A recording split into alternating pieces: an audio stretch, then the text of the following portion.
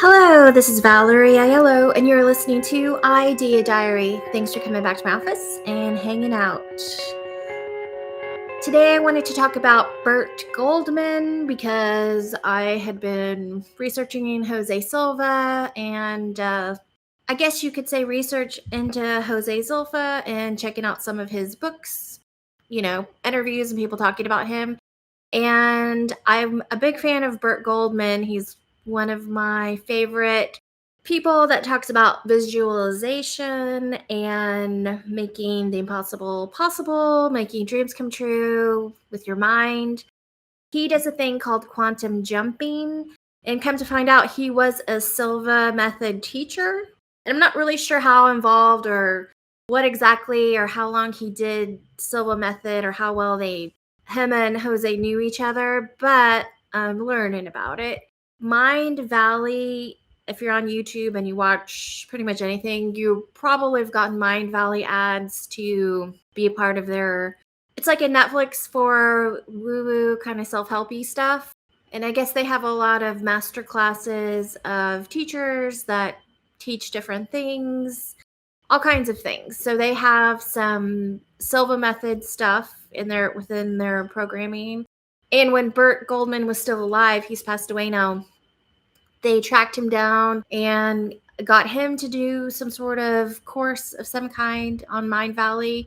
Burt Goldman, when you watch his videos, so if you just search for him on YouTube, a lot of different things will come up. He had his own channel when he was alive. He might have passed away maybe 4 years by now, or maybe it's 2 years. I'm not sure exactly when he passed on, but he did have his own channel. YouTube did exist within his lifetime of giving out his information. So he does a thing called quantum jumping. He comes off as a very regular guy. And when you watch him talk about his past, he got into this like mindset, spirituality, education. The way he explains it is that he was kind of put in these different situations that made him study more and learn more until he kind of realized you can use your mind to create things. Like everything is, you create everything with your mind. Like a piece of furniture is designed by somebody thinking about it.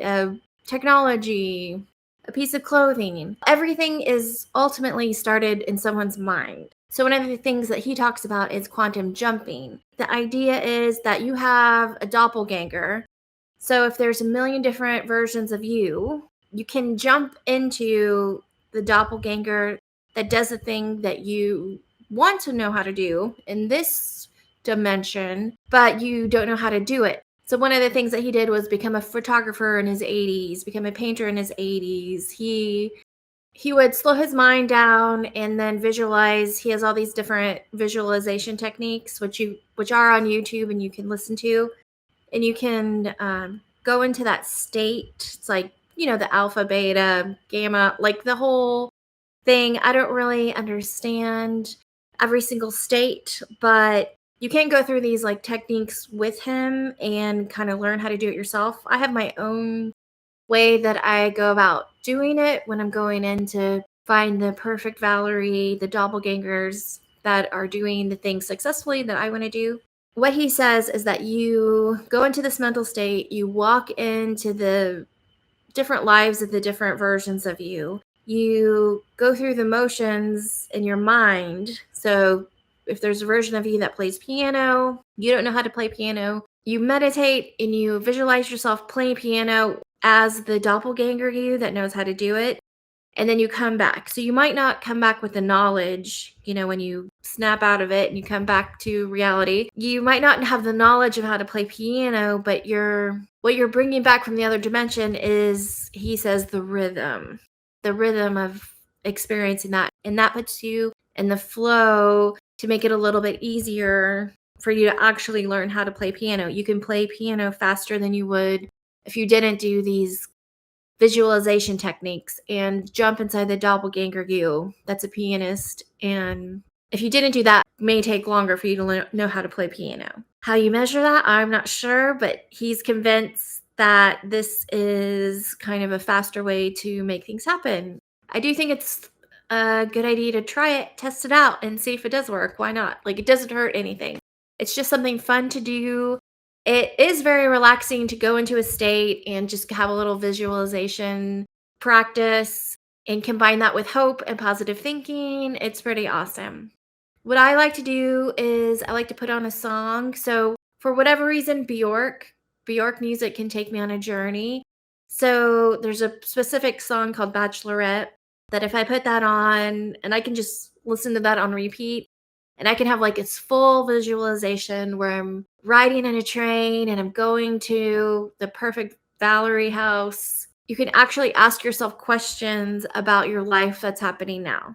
That's not stepping into the doppelganger you and experiencing that. It's sort of a different version, which is you're asking yourself for advice. Because I do think in some way, shape, or form, if you have a desire to do something, it's because you have everything inside you to make it happen. I don't think we're like put on the planet to suffer, to want things that are impossible. You just have to figure out all the puzzle pieces to make your fantasy life in your head a reality. So I like to take myself on a little vacation and visit the perfect me, and it is a really kind of weird experience. So that's just my little version I wanted to share today, but definitely check out Burt Goldman. There was some new Burt Goldman videos that I saw that was talking about putting your tongue on the roof of your mouth when you're practicing something or thinking about something or trying to become an expert at something. It's some sort of technique. I didn't write it down. I will put the link to that video in the description of the podcast. But he said it's something that you could do if you're frustrated or you're trying to elevate your skills, is put your tongue on the roof of your mouth for a second. That does something with your mind. I don't know if it makes synapses snap differently or what exactly it does. Maybe it's just like your mind will be more relaxed. So it is easier for you to learn. But it's just a little technique that can kind of reset you and keep you going and hopefully get better at whatever skill you're trying to achieve. Anyway, that was what was on my mind to share today. And in case you haven't heard about Bert Goldman, go check him out. You won't regret it. If anything, he is very calming. If you just need to take a moment and learn how to quantum jump for yourself, it is very relaxing and very fun. And just something you can do with your mind that is, I feel, overall positive. All right. Well, thanks for hanging out, and I'll see you later.